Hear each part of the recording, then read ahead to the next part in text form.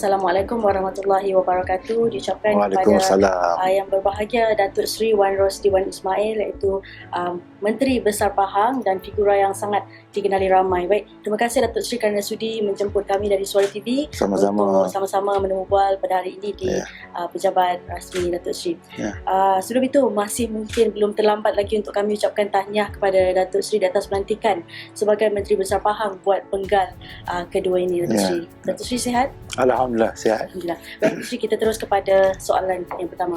Sebelum itu, sebelum ini, Datuk Sri kita tahu bermula daripada tahun 2019, hasil kutipan negeri Pahang meningkat, iaitu berjumlah 847 juta diikuti 850 juta pada tahun 2020 dan 866 juta pada tahun 2021 dan juga di tahun 2022 berjaya mengutip sebanyak 1.037 bilion ringgit sehingga Oktober pada tahun lalu.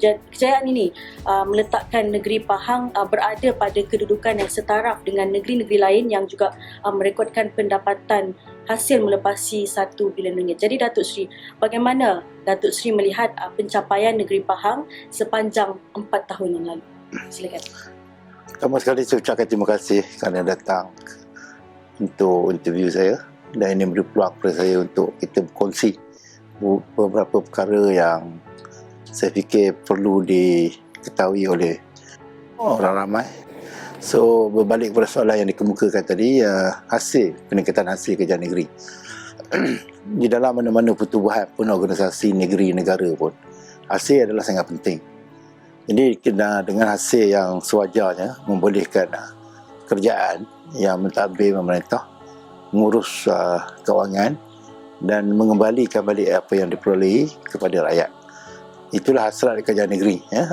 Dan saya melihat bahawa kerajaan negeri memerlukan paling kurang 600 juta setahun. Ini adalah untuk membayar gaji pejabat awam dan lain-lain kos yang telah ditetapkan. Dan selebihnya itu adalah dibuat untuk dikembalikan kepada rakyat. Sebab itulah saya bersama dengan rakan-rakan Exco telah berusaha sedaya upaya mencari peluang di mana yang boleh mengurus ketirisan, kebocoran supaya dapat meningkatkan hasil kerajaan negeri, dan ini telah terbukti di mana yang dinyatakan tadi. Angka tidak pernah berbohong. 846 juta, 866, kemudian 1.03 bilion. Jadi itu adalah hakikatnya. Dan saya percaya ini semua adalah kesedaran, komitmen, kesungguhan saya bersama dengan rakan-rakan yang lain, termasuk pejabat awam daripada yang berhormat Setiausaha Kerajaan Negeri hinggalah ke peringkat bawah, bahawasanya kita kena uruskan kewangan kita dengan sebaik mungkin supaya kita boleh berdikari dan kita boleh mentadbir negeri ini, dan saya percaya rakyat akan selesa sekiranya kita mempunyai kedudukan kewangan yang baik. Baik, Datuk Seri, kalau diminta untuk menamakan 5 pencapaian Pahang pada penggal yang lalu, apa yang terlintas mungkin di fikiran Datuk Seri? Oh, banyak. Yang pertamanya sudah tentulah hasil kerajaan negeri. Yang kedua daripada segi kebajikan. Kita memulakan program kebajikan ni daripada bayi yang dilahirkan sehingga yang meninggal akibat COVID, dan begitu juga kita membuat kad kesihatan kepada warga MAS, anak-anak sekolah, termasuklah yang masuk darjah 1 dan juga yang masuk ke universiti, semuanya kita bagi kepada mereka. Dan selain daripada itu juga kita rasa begitu selesa kerana dalam masa yang sama kita boleh memberi kebajikan kepada rakyat. Dan yang lebih baiknya ialah pejabat awam pun dapat merasai kita memberi bonus kepada mereka. Sebagai contohnya, tidak pernah berlaku dalam sejarah di mana tahun lepas saya mengumumkan pejabat awam mendapat 1,5 bulan bonus. Itulah maknanya peningkatan hasil, kemudian kekurangan hutang daripada hampir 3 bilion tinggal 900 juta, kemudian kebajikan, kemudian bantuan-bantuan perhatian yang lain. Itu adalah antara perkara yang saya fikir saya boleh bangga. Dan begitu juga termasuk daripada segi perumahan, sampai ke tahap kita menyediakan rumah rakyat Pahang, kita bagi secara percuma setiap tahun, bermula daripada setiap DUN mendapat 2 buah rumah. Sekarang ni setiap ahli Dewan Undangan Negeri mendapat 8 buah rumah yang boleh diberikan kepada mereka yang layak. Baik, Datuk Seri, baru-baru ni pilihan raya umum ke-15 disifatkan sebagai yang terburuk apabila Barisan Nasional hanya memenangi 30 buah kerusi di Parlimen seluruh negara. Keputusan ni kita lihat pencapaian ini merosot dan menyebabkan Datuk Seri sendiri perlu membentuk kerajaan bersama dengan Pakatan Harapan. Jadi bagaimana memimpin sebuah kerajaan campuran terutamanya dengan DAP yang kita ketahui sebelum ini merupakan seteru utama UMNO itu? Yalah, keputusan pilihan raya baru ni memang memeranjatkan semua pihak lah, terutama saya sendiri, di luar jangka. Tetapi itu adalah hakikatnya yang kita harus terima dan kita kena move on. Dan cara yang terbaik bagi negeri Pahang, sebab kita ada 17 kursi di pihak Perikatan Nasional, mereka ada 17, 15 PAS, 2 bersatu, jadi seimbang. Manakala Pakatan Harapan ada 8 kursi. Dan saya memikirkan bahawa kerajaan campuran tidak ada pilihan. Kalau tidak ada mana-mana parti yang boleh menubuhkan kerajaan. Dan oleh sebab Pakatan Harapan dan Perikatan Nasional pun tampil mengemukakan cadangan untuk bersama, dan saya dapati cadangan daripada Pakatan Harapan lebih fleksibel, lebih mudah berbanding dengan Perikatan Nasional yang mengemukakan beberapa syarat. Dan yang lebih penting daripada itu ialah kerajaan campuran ini adalah sealiran dengan kerajaan pusat. Jadi ini memudahkan kerajaan negeri, kerajaan pusat dan kerajaan negeri. Jadi memudahkan kita untuk mentadbir ataupun untuk kita membangkitkan suatu isu, permasalahan dan sebagainya, sebab kita daripada satu parti gabungan yang sama. Dan alhamdulillah setakat ini saya boleh mentadbir, mengurus dengan baik dengan kerajaan campuran ini, terutama dalam syarat EXCO, di mana ada 2 wakil daripada Pakatan Harapan, satu daripada DAP dan satu daripada PKR. Dan mereka setakat hari ini saya nampak mereka beri kerjasama yang baik, sebab mereka tahu bahawa kerjaan yang ada pada hari ini pun daripada dulu lagi memang kita buat untuk rakyat. Jadi setakat ni tak ada masalah apa-apa lah. Semua beres, Datuk Seri? Ya, semua beres. Okey, baik Datuk Seri. Memandangkan gabungan ini dari 2 buah entiti politik yang berlainan ideologi, apakah ia akan mempengaruhi dasar-dasar kerajaan negeri di masa akan datang, Datuk Seri? Setakat hari ni saya tidak nampak lah, sebab apa yang saya nampak, Pakatan Harapan pun untuk memberi perkhidmatan kepada rakyat, dan Barisan Nasional pun sama. Mungkin ada sedikit perbezaan, tapi itu kita dapat bincang dan fikir secara bersama lah. Sebab kita kena pastikan bahawa kerjaan ni kena kuat, kita kena bersepakat, kita kena bekerjasama, dan kita tidak ada masa untuk kita memberi fokus kepada politik yang mana tugas kita yang lebih penting sebab pilihan raya lah untuk memberi perkhidmatan yang baik kepada rakyat. Politik ni sampai masa Parlimen bubar, Dewan bubar, kita politik lah balik. Sekarang ni kita fokus pada rakyat. Baik, Datuk Seri, Pahang kita tahu merupakan negeri yang sangat kaya dengan khazanah alam. Namun sejak sedekat lalu atau mungkin lebih jauh, isu pembangunan tidak terkawal dan juga pencemaran hakisan menjadi seperti duri dalam daging. Di Cameron Highland misalnya, peningkatan cuaca panas, hakisan dan juga tanah runtuh akibat isu penerokaan hutan dan pertanian tidak terkawal. Di Sungai Pahang dan Tasik Chini ada juga isu pencemaran akibat pembalakan dan juga perlombongan. Jadi adakah Datuk Seri melihat sesuatu perancangan daripada kerajaan negeri yang lebih tuntas, atau Datuk Seri telah berpuas hati dengan pengurusan alam sekitar yang sedia ada sekarang ini? Dia sebenarnya saya tidak nafikan lah. Memang kerja-kerja pembangunan itu menyebabkan sedikit supaya tercemarnya sungai, udara dan sebagainya. Tapi ini atas kesedaran itulah, pertama sekali kalau Cameron Highland, saya telah menubuhkan Perbadanan Kemajuan Cameron Highland. Di dalam anggota perbadanan tersebut ada 3 wakil daripada persekutuan. Dan ini tujuannya tidak lain tidak bukan supaya dapat melihat, meneliti apa jua pembangunan di Cameron Highland dapat kita pastikan ianya memang hanya yang benar-benar untuk rakyat pembangunan. Contohnya kalau nak buat sekolah, itu kita tidak ada pilihan. Nak buat hospital, klinik kesihatan. Tetapi bagi pembangunan ataupun penolakan haram sebagainya, saya tidak fikir perkara ini boleh berlaku dengan semena-menanya, kerana kita telah berusaha dan memantau secara dekat supaya penolakan haram ini dapat kita elakkan. Walaupun ada satu dua, tetapi ianya telah jauh berkurangan daripada sebelumnya. Jadi dengan kata lain, usaha-usaha untuk kita memastikan tidak berlakunya penolakan haram, pembangunan yang tidak terkawal, tidak terencana akan dapat kita minimalkan. Datuk Seri, selain daripada masalah alam sekitar, negeri Pahang juga sering berhadapan dengan isu bekalan air terawat. Jadi Pahang kita tahu dianugerahkan dengan sumber air, namun aduan dan juga rungutan mengenai bekalan air terawat sangat besar dan menjadi antara isu dalam PRU yang lepas. Jadi adakah rungutan ini benar ataupun sekadar isu politik semata-mata, dan bagaimana pentadbiran Datuk Seri dalam mengatasi isu ini? Memang saya memberi tumpuan kepada isu air ini, sebab itulah di dalam sidang Dewan saya telah bagi jaminan bahawa permasalahan air di Pahang ini akan diselesaikan 90% menjelang tahun 2025. Cuma masalah air ini dia tidak boleh diselesaikan secara overnight. Maknanya ada hari ini, esok itu selesai, tidak. Dia perlu mengambil masa yang agak panjang kerana melibatkan banyak proses dan sebagainya.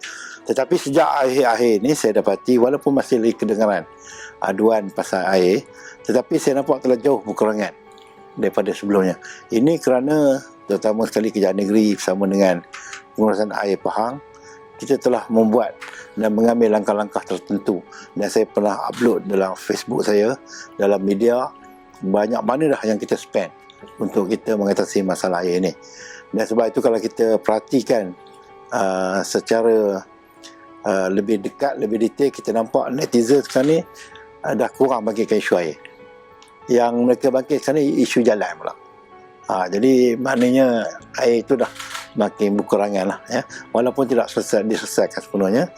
Dan ini menunjukkan bahawa kerajaan mengambil perhatian. Kalau tidak, dulu tiap hari kita dengar masalah air, ya, di sana sini, Facebook dan sebagainya. Sekarang ni isu jalan pula, dan kerajaan akan ambil perhatian terhadap isu ni, insyaAllah. Baik Datuk Seri, mungkin Datuk Seri boleh huraikan hala tuju negeri Pahang di bawah pimpinan Datuk Seri bagi penggal kedua ini, mungkin dari sudut kebajikan rakyat, pertumbuhan ekonomi, pelancongan, pelaburan ataupun alam sekitar. Ya, seperti biasa kita akan beri tumpuan kepada hasil kerajaan negeri. Kita akan terus tingkatkan untuk meminimalkan ketirisan dan kebocoran. Dan kita juga akan cuba tingkatkan produktiviti di kalangan pejabat awam. Dan dalam masa yang sama kita harus juga mempromosikan sektor pelancongan, kerana kita ada kelebihan. Sebagai contohnya di Cameron Highland, tidak ada mana-mana negeri pun di Semenanjung yang punya cuaca seperti Cameron Highland. Dan kita pasarkan cuaca di Cameron Highland itu kepada orang ramai. Dan Alhamdulillah setakat ini ramai yang datang. Dan sudah tentulah kita akan pertingkatkan lagi kebajikan kepada rakyat negeri Pahang, seperti rumah, bantuan perhatian Pahang. Dan begitu juga dari segi pendidikan, dari segi pendidikan agama, kita akan perbanyakkan lagi mahat tahfiz kepada semua daerah-daerah di Pahang. Ini adalah antara beberapa perkara yang menjadi tumpuan saya dalam bagi penggal ini. Baik Datuk Seri, kita beralih kepada soalan mengenai pemilihan parti kali ini. Baik Datuk Seri, merupakan antara dua menteri besar dari UMNO selepas PRU 18. Jadi bagaimana keadaan parti berada di luar kerajaan persekutuan selama 22 bulan sebelum Datuk Seri? Ini adalah satu pengalaman yang harus saya kongsi bersama. Saya ucapkan terima kasih kerana mengukakan soalan tersebut. Dan yang menariknya ialah semasa dua negeri ini, Barisan Nasional tidak bersama dengan Kerajaan Persekutuan, saya adalah pertama kali menjadi menteri besar ketika itu. Dan apa yang terlintas di kepala saya ialah bila kita tidak bersama dengan Kerajaan Persekutuan, kita akan menghadapi banyak kekangan, terutama sekali dari segi kewangan. Oleh sebab itulah bila saya mengambil alih, saya melihat ada peluang untuk kerajaan negeri menambahkan hasil pendapatan. Dan saya percaya bila ada kedudukan kewangan yang baik, kita boleh mentadbir dan menguruskan dengan baik.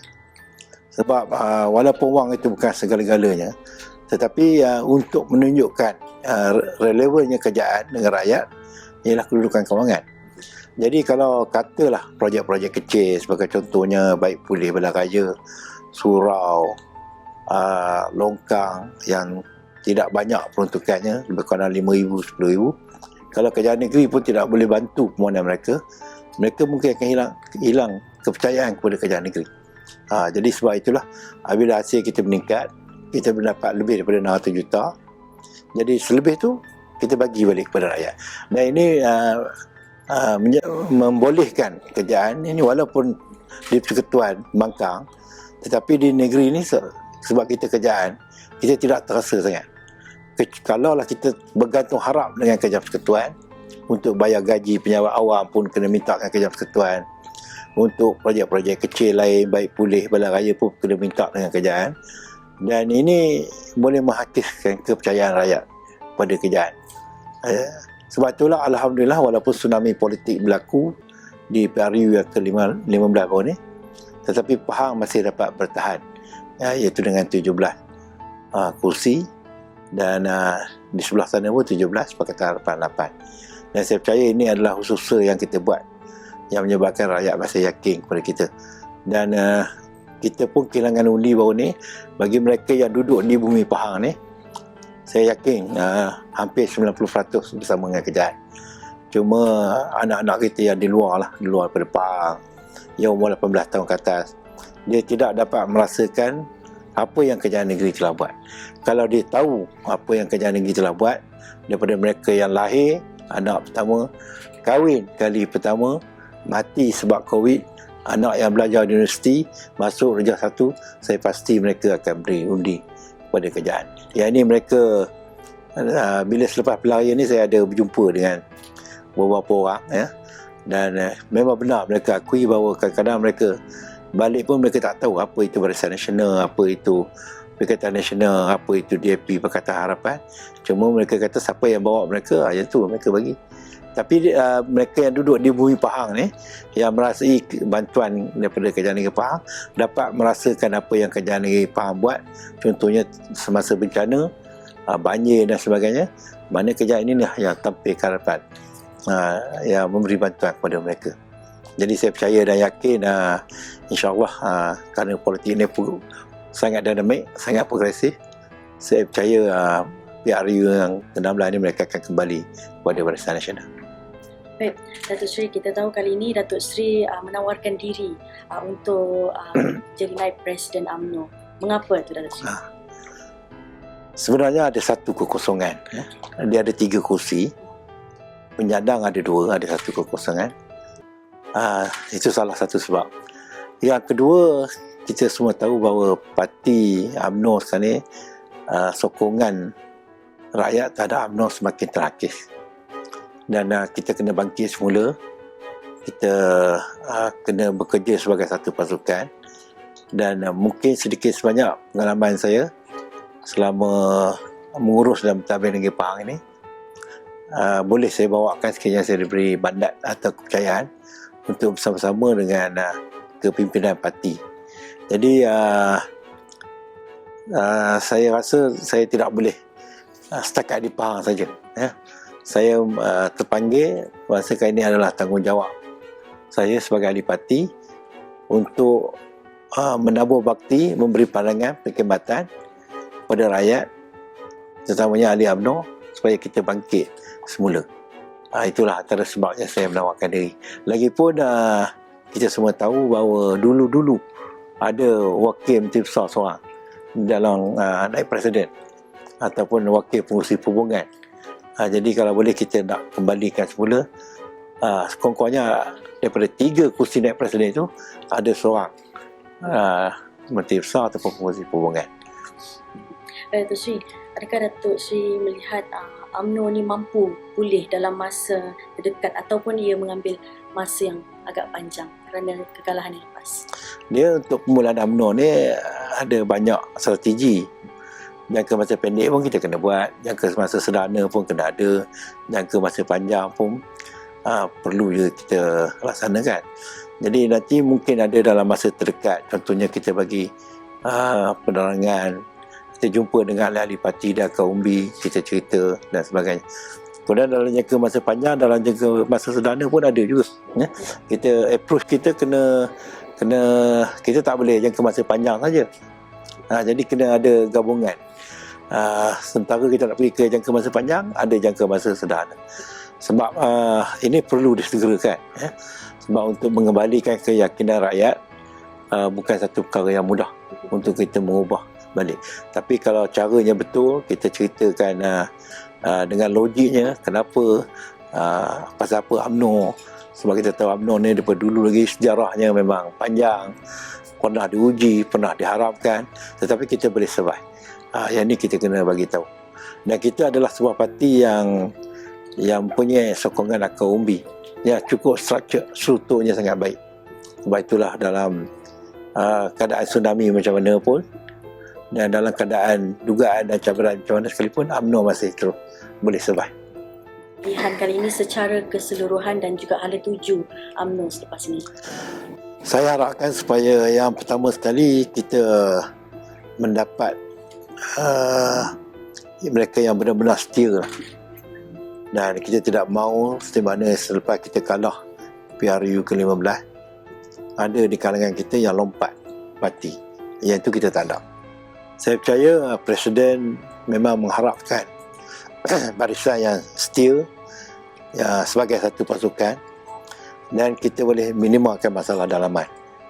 Dan kita semua tahu bahawa di dalam UMNO ni ada sedikit sebanyak masalah dalaman.